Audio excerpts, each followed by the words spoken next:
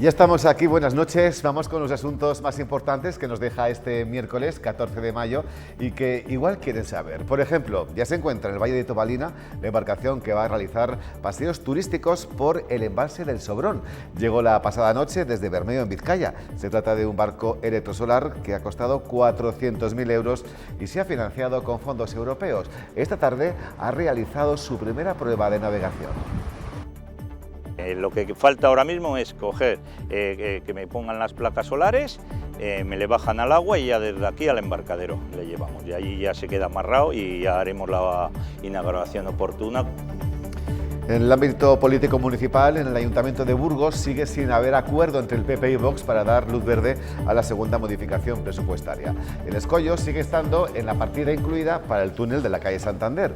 A juicio del portavoz de Vox, en el equipo de gobierno hay posiciones encontradas sobre si eliminarla o no. Hacerlo es una línea roja para el socio preferente del PP, que se desprende de cualquier responsabilidad en lo que ocurra el viernes en el Pleno. Ellos son los responsables de que salga o no salga esta modificación, eso está clarísimo. La responsabilidad es del Partido Popular. Casi un centenar de floristas y voluntarios de 11 escuelas de arte floral de toda España están trabajando ya en las elaboraciones que darán colorido a Burgos durante todo el fin de semana. Flojabur y el Ayuntamiento organizan la Fiesta de las Flores, que este año tendrá a la danza como hilo conductor y ampliará su radio de acción. Por primera vez llevamos este espectáculo de flores a Gamonal. Finalmente, después de haber algún problema de ubicación por obras que se estaban realizando en Francisco Gran Montaña, definitivamente será la Plaza de Santiago donde se albergará la decoración.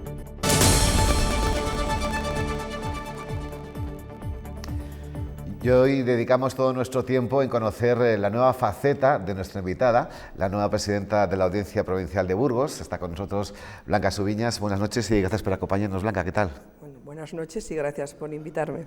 Enhorabuena, pero enseguida nos vamos a adentrar en la nueva etapa que acabas de comenzar, pero antes permíteme que te pregunte por un asunto de actualidad. Está mucho hablando a nivel nacional la filtración de una serie de mensajes entre el presidente del Gobierno y su exministro de confianza de la época.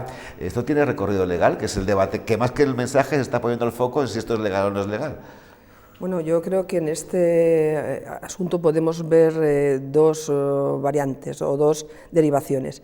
En primer lugar, las diligencias penales son secretas, y aparte de eso puede haber un plus de secreto, se pueden declarar formalmente secretas, pero ya de por sí originalmente son secretas.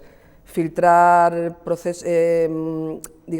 documentos que estén en esas diligencias pues puede tener algún tipo de implicación. Ahora bien, la cuestión radica en saber quién ha podido filtrarlos, porque claro, hay muchas partes, muchos implicados en los procedimientos penales, o muchas personas que tienen conocimiento de esos procesos penales.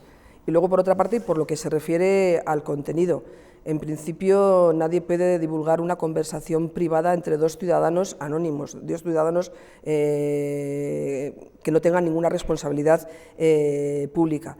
En el caso, habría una excepción cuando el que divulga esas informaciones sea una parte implicada, es decir, sea uno de los dos interlocutores. Y luego también hay que tener en cuenta que en el equilibrio entre el derecho a la libertad de información y la libertad o el derecho a la intimidad, pues siempre hay que encontrar una ponderación, un punto intermedio. Desde luego que cuando las personas tienen responsabilidades públicas, digamos que este equilibrio es un poco más a favor de la libertad de expresión, por decirlo de alguna manera.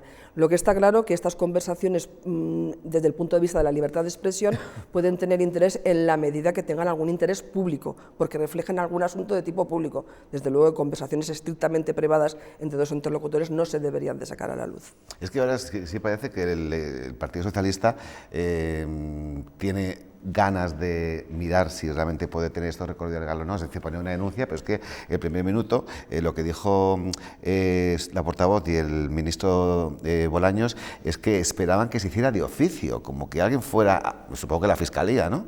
La Fiscalía puede interponer en este país, pueden interponer denuncia la Fiscalía o los perjudicados, que se han considerado perjudicados por un hecho delictivo. Un juez de oficio no es habitual que incoe un procedimiento penal. Entonces, la Fiscalía puede ejercitar la acusación pública o puede ser también los propios perjudicados los que pueden interponer una denuncia o una querella. Hablando de Fiscalía, ¿qué le parece cómo se elige al fiscal general del Estado en España?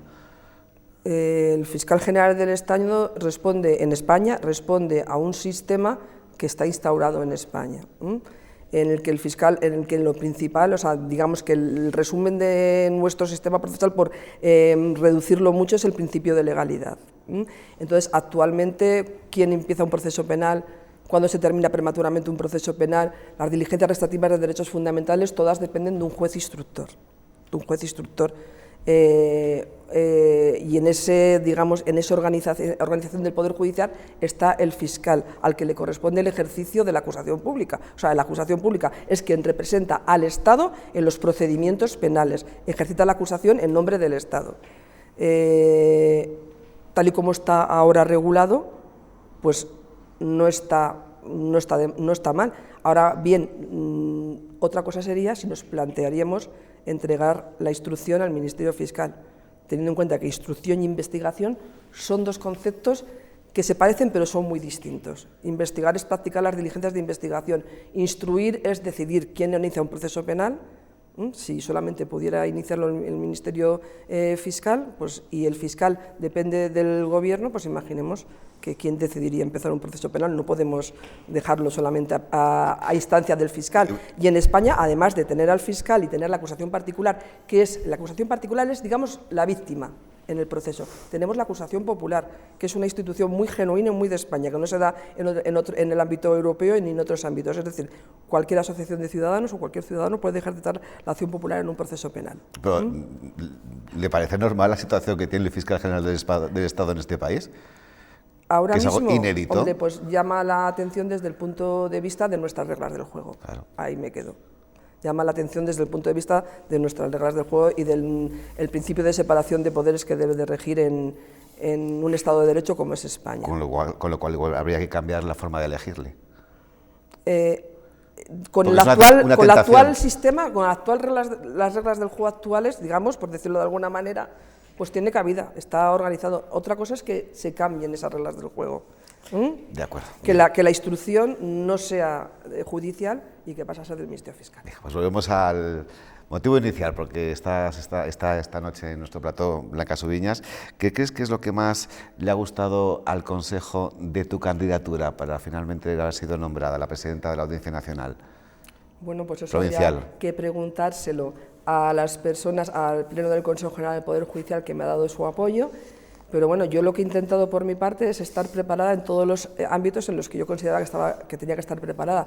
Tengo una amplia experiencia jurisdiccional, he ocupado todo tipo de destinos, tanto en la primera instancia, en la instrucción, en órganos de audiencia, porque he desempeñado trabajo jurisdiccional en la audiencia, y en estos últimos 4 años he estado en un órgano de apelación en la Sala Civil y de lo Penal del Tribunal Superior de Justicia. Junto con mi experiencia jurisdiccional, mi experiencia gubernativa, ha sido 18 años decana, y además he formado parte de órganos gubernativos a nivel nacional, la Comisión Jurídica Asesora Nacional de Implantación de la Oficina Judicial, y también tengo experiencia docente y organizativa, y supongo que será un poquito de cada una de las 4 cosas lo que habrá convencido el Consejo y le habrá dado oportunidad de nombrarme. Bueno, y de hecho es la primera mujer que ostenta este cargo. En el mundo de la judicatura, ¿las mujeres también lo tienen algo más difícil? Yo creo que a priori, y si hablamos en general, yo diría que no, porque nosotros tenemos garantizados. Yo nunca me he encontrado personalmente perjudicada por ser mujer en el ejercicio de la jurisdicción. Lo que pasa es que las mujeres a veces nos autoimponemos más restricciones o más limitaciones a la hora de acceder a cargos gubernativos. Se priorizan otro tipo de cuestiones, otro tipo de familiares, organizativas, y entonces pues dar el paso hacia la vida gubernativa requiere tiempo y dedicación, y a veces eso inhibe de presentarte a determinados procesos.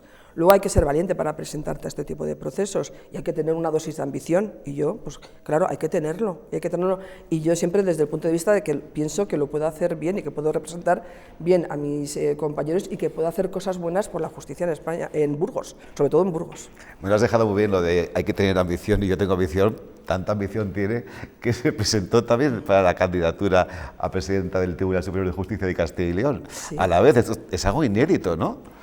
No por las circunstancias especiales en las que se ha desenvuelto este año los procesos selectivos. Llevábamos 5 años sin que el Consejo pudiera hacer nombramientos y lo normal hubiera sido que la presidencia de Burgos hubiera salido antes que la presidencia del TSJ, del Tribunal Superior de Justicia, perdón.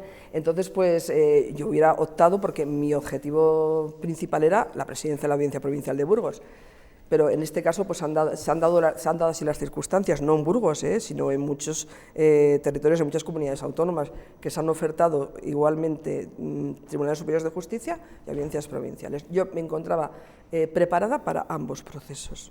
He desempeñado jurisdicción en otras provincias, como en Soria, como en Palencia, también lo conozco, y bueno, el hecho de estar también 4 años en el Tribunal Superior de Justicia, en la Sala de lo Civil y de lo Penal, también me ha dado oportunidad de conocer la comunidad y toda la experiencia que tengo. ¿Y cuáles son los ejes principales del programa que quieres llevar a cabo durante estos próximos 5 años para mejorar la audiencia provincial? Mira, a mí lo más importante y lo fundamental me parece que es solucionar la situación en la que se encuentra la sección penal de la audiencia, que soporta una carga de trabajo importante, con 5 magistrados, que son 5 y no son 6, y te lo digo porque eso es una cosa evidente, porque si son 6 magistrados se puede permitir celebrar dobles señalamientos, claro, porque son formando salas 3 y 3. Al ser 5 esto no es posible. Y entonces pues me parece lo fundamental incrementar la planta. Es difícil porque nosotros miramos la situación de Burgos. La situación de Burgos ciertamente es importante cuantitativamente hablando desde el punto de vista de los números, pero hay muchísimos territorios en este país que están mucho peor que nosotros y que soportan más carga de trabajo. Yo tengo todavía la esperanza de que mi incorporación a la audiencia, como penalista que soy, pueda suponer la creación de este 6º magistrado, pero ahora mismo hoy depende del Consejo. Sexto magistrado que de producirse serías tú. Sería yo me gustaría incorporarme como 6ª magistrada a la sección penal, porque hoy por hoy todavía no tengo asignado función jurisdiccional, porque está en fase de informe en el Consejo. Está en fase de informe porque hay cuestiones de derecho gubernativo, de derecho orgánico que hay que solucionar. Hay un presidente de la sección penal que ha manifestado su legítima pretensión de continuar ahí, no quiere ceder el cargo de la presidencia de la sección penal, y la presidenta de la audiencia tiene que ocupar la presidencia de una sección. Entonces hay determinadas cuestiones que tiene que resolver el Consejo. Entonces, ¿qué es lo que he pedido yo al Consejo? He pedido incorporarme como 6ª magistrada. ¿Para qué? Para que podamos hacer 2 secciones funcionales de 3 magistrados y podamos celebrar juicios simultáneamente. ¿Y hay un tanto por ciento importante de opciones de que sea la respuesta en positivo? Ojo, ya me gustaría a mí decirte que... A mí me parece que es la lógica. Está bien argumentado lo de sí, es con la 5 lógica, no y con 6 sí, sacaremos el trabajo de trabajo adelante. A mí me parece que es la lógica y la que responde a las necesidades de la Audiencia Provincial de Burgos. Pero otra cuestión es el derecho orgánico y lo que se decida en el Consejo General del Poder Judicial. Es una cuestión compleja, tan compleja que la Comisión Permanente del Consejo General del Poder Judicial ha pedido un informe de legalidad a los letrados del Consejo. O sea, que no es una cuestión que se pueda decir, pues me parece mejor esto o lo otro, sino que hay un informe de legalidad, las implicaciones legales que tienen optar por una u otra decisión. La otra decisión sería incorporarme a una sección civil, que yo no tendría tampoco ningún problema. Sería la sección civil que lleva familia y menores, protección de menores, que son temas que a mí pues, especialmente me gustan, porque soy especialista de menores, pero yo entiendo que soy penalista de formación y que donde se necesita que me incorpore es en la sección penal. Y si no se produce este hecho, pues seguirá trabajando desde otro punto de vista, pues en que se cree la segunda sección de lo penal. No hay plazos para una resolución entonces, ¿no? No, pero bueno, también yo estoy en una situación de cierta interinidad que me gustaría resolver y me gustaría ponerme a trabajar ya. No quiere decir que no esté trabajando, pero estoy trabajando en otro tipo de asuntos. Hablabas de atasco. ¿Qué medidas hay que tomar para agilizar unos órganos que están tan atascados de trabajo? O sea, aquí, en el caso que nos ocupa ahora, la sección práctico. penal, no solamente hace falta un sexto magistrado y poder ser 2 secciones funcionales, sino que hace falta incrementar el número de personal al servicio de la Administración de Justicia, el número de funcionarios, y hace falta también un nuevo letrado. ¿Y las medidas que se necesitan para solventar la situación de un órgano atascado? Pues dependen de qué tipo de atasco sea, porque los atascos a veces son estructurales y a veces son coyunturales. Bueno, no se sabe por qué, hay un aumento de litigiosidad puntual en un determinado tipo de asuntos. Por ejemplo, un colectivo, como es la enfermería, reclama una serie de derechos estatutarios y de repente eso se traduce en un montón de procedimientos. Una vez que se acabe esa reclamación, esos procedimientos van a volver a la normalidad. Sin embargo, hay otros asuntos que son más estructurales, que tú has observado, como por ejemplo ocurre con los juzgados de lo social en Burgos, que yo, siendo 19 años de Canadá, he observado que siempre se han mantenido los números, más o menos, para crear un cuarto juzgado de lo social. Luego, ¿de qué depende? De la administración prestacional, que es la administración prestacional la que pone el dinero para crear las plazas. Nosotros, como las competencias no las tenemos transferidas, dependemos del Ministerio de Justicia. Y actualmente pues estamos en una cuestión... No hay presupuestos, la planta judicial está un poco ahora en stand-by, se crean las mínimas unidades judiciales y bueno, esto es lo que pasa. O sea que las plantillas deben ser más flexibles. Desde luego, la flexibilidad era un atributo que se atribuía a la oficina judicial, a ese nuevo sistema de organización que en su día hubo y que desde luego lo tenemos que reclamar para los tribunales de instancia, la flexibilidad tanto de jueces como de funcionarios. ¿Qué significa la flexibilidad? Y esto lo va a permitir los tribunales de instancia como órgano colegiado, pues que si en un momento dado hay más tipos de asuntos de un asunto, pues poderlos repartir más proporcionalmente. No sé si... Sí, se un funcionamiento colegiado. Con las cláusulas suelo. Por ejemplo, sí. La cláusula suelo, aquí ha habido un juzgado que de forma especializada ha conocido de esos asuntos durante unos años, un solo juzgado. Ahora ya no hay tantas, ni tanto número, y se ha decidido que ese juzgado desaparezca y que los asuntos que haya se repartan entre todos los juzgados de primera instancia. Entonces, esas decisiones deberían de ser más fáciles de tomar, más flexibilidad, siempre y cuando respetando, digamos, la formación del juez. O sea, un juez que sea de lo social, un juez de lo contencioso, no le vas a poner de repente a ver juicios de primera instancia o penales, que también podría hacerlo, porque estamos formados, pero digamos que le costaría más adaptarse y entre un colectivo de varios jueces, pues el trabajo se puede repartir más racionalmente. Hablemos ahora de las herramientas que en teoría vienen a ayudar el día a día, ¿no?, de los funcionarios, me refiero al expediente digital. ¿Cómo se encuentra en estos momentos? Bueno, el expediente digital nos hemos acostumbrado a él, ahora es impensable volver a la situación anterior, al expediente en papel, es impensable, y como todo tipo de herramienta tecnológica, la tecnología va a 1000 por hora, ¿no? Todo tipo de herramienta tecnológica, siempre puede haber una herramienta tecnológica mejor.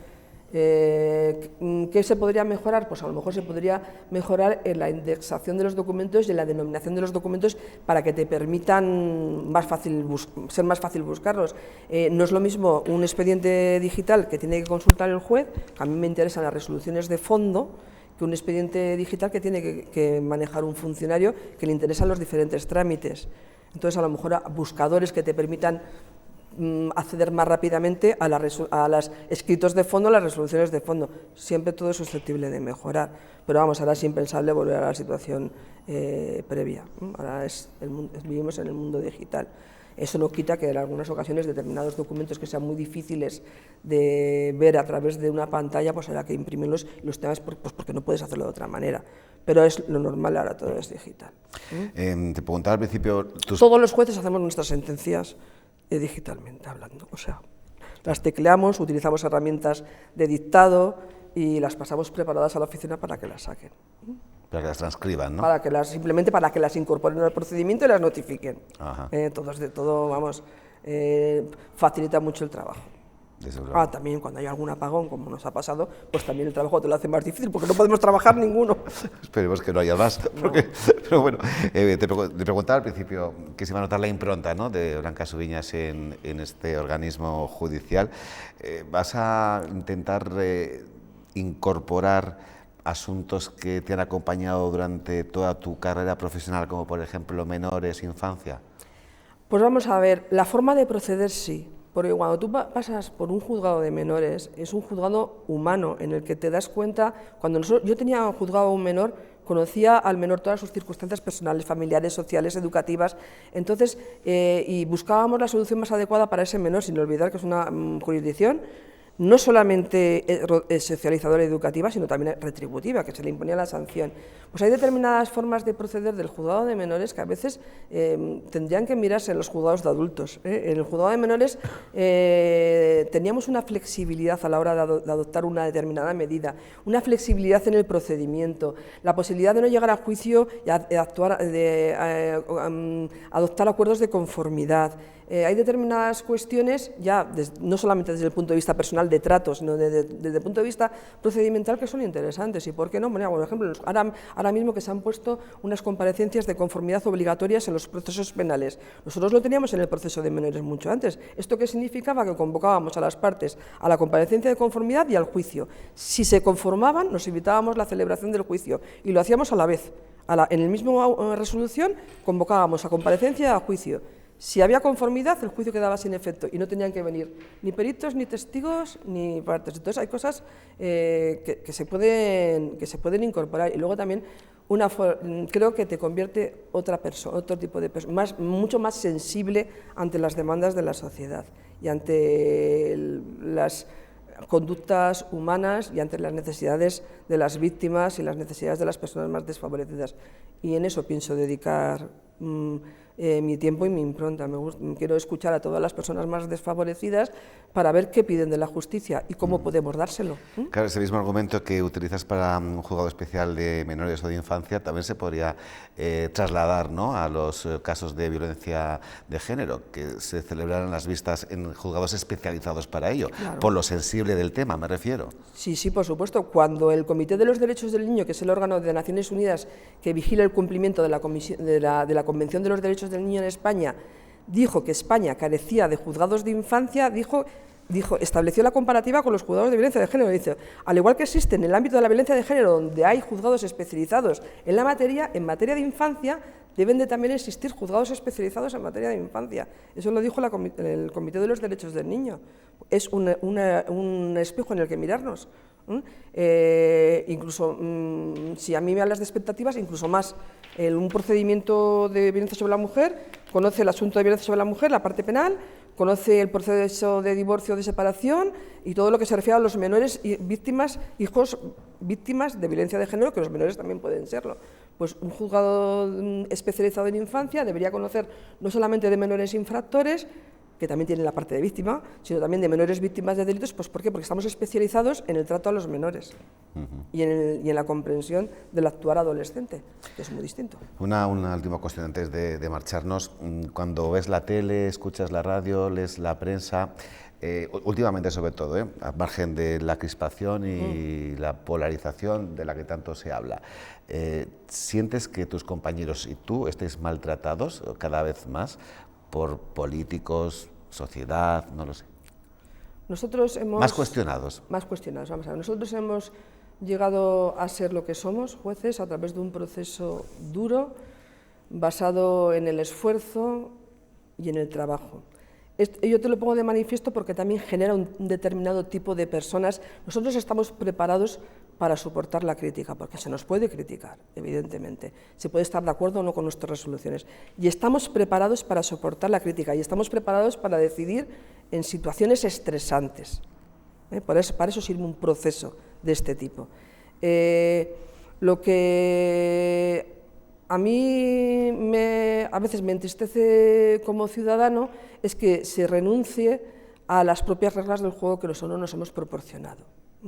Los españoles hemos vivido en un Estado de Derecho. Un Estado de Derecho significa vivir en un Estado en el que existe la separación de poderes, y a mí lo que me preocupa es que esto se pueda percibir por el ciudadano como que en España no existe la separación de poderes. Pero yo no hablo de la separación de poderes en un sentido genérico y romántico, no, hablo de que es muy importante para ti que tengas un procedimiento, imagínate, porque tienes un conflicto laboral y tienes un conflicto laboral con tu empresa, acudir a un juez que sepas que va a decidir tu asunto aplicado estrictamente la ley y que nadie le va a llamar y le va a decir, pues a esta persona nada, porque nadie le va a llamar para decir lo que tiene que resolver. Te hablo de un conflicto laboral, te hablo de un conflicto con la administración, te hablo de un conflicto con el vecino. Entonces, a mí eso me parece muy importante. Desde ese punto de vista veo yo la separación de poderes y el Estado de Derecho. La independencia del juez, siempre lo digo, pero no me canso de decirlo, no es un privilegio del juez. No es un derecho a hacer lo que tú quieras, es el derecho básico del ciudadano a acudir a un juez independiente que resuelva su conflicto. Un juez que no dependa de nadie para resolver su conflicto, que aplique la ley. A veces la ley es confusa. Y hay que interpretarla, efectivamente. Hay que interpretarla, pero bueno, tiene personas formadas para interpretarla. Y que flaco favor yo creo que os ha hecho la clase política en general, ¿no? Cuando para hablar de vosotros se ha dividido siempre entre conservador y progresista, que esto recientemente ha pasado mucho y ha calado mucho en la sociedad y en la ciudadanía. Sí, ahora nos tildan de progresistas o conservadores en función de la asociación a la que estemos afiliados o asociados, o no, porque la mitad de la carrera judicial no está asociada. Y yo creo que es una visión, no responde a la realidad de la carrera judicial, es una visión interesada de otros, porque hay jueces de todas las ideologías. Como locutores de televisión, les habrá de un lado y de otro. Los jueces somos conservadores en un sentido de la palabra que ya lo he expresado en alguna otra ocasión. Nosotros no nos dejamos llevar por modas a la hora de decidir, porque hay que diferenciar entre lo que es coyuntural y lo que es estructural. Y aplicamos la ley. Y generalmente la ley suele ir a rebufo. O sea, al final la ley se modifica cuando ya se ha visto que es inoperativa. Entonces, los jueces a veces hacemos verdaderos esfuerzos por interpretar esa ley a las circunstancias del caso concreto que se te presenta. Pero lo que desde luego no hacemos es inventarnos una ley que no existe, ni podemos hacerlo, porque estaríamos yendo en contra de las reglas del juego. ¿Y hay jueces estrella? Bueno, pues supongo, no sé. ¿En las formas? No sé, pues hay jueces que les gustará, son más mediáticos, les gusta más salir. A mí me parece muy importante en los jueces que haya jueces estrellas que sepan comunicar realmente cuál es nuestra función. Los jueces tenemos que salir en defensa de lo que es nuestra función. Entonces, si este juez estrella es para defender a la carrera judicial y explicar al ciudadano lo que es nuestra función, que haya jueces estrella, sí, pero no por llevar determinados asuntos. Que deje de ser menos farragoso, ¿no? El mensaje sí, a la ciudadanía. Yo me esfuerzo claro. por utilizar una terminología que me permita llegar a todos los ciudadanos. Porque yo aquí te podría hablar en términos jurídicos y no nos enteramos nadie. Claro. No, y eso no se trata de que hay que hablar, y forma parte de mi función ahora, tener una función divulgativa e informativa de lo que es la justicia. Blanca Subiñas, presidenta de la Audiencia Provincial de Burgos, nueva presidenta. Enhorabuena de nuevo, muchísimas gracias. Y aquí tienes tu casa y espero que en unos meses podamos volver a vernos. No hacer balance, pero sí a ver cómo están esas cuestiones, esas sugerencias, esas pretensiones y si hay atasco o no en Ministerio y en Consejo a las peticiones de Burgos. Vale, yo procuraré que las peticiones de Burgos, aunque sea por pesada, sean atendidas. Lo dicho, gracias. Hasta la próxima. Gracias. Lo dejamos aquí, nos vemos mañana ya con nuestra mesa de actualidad. Buenas noches.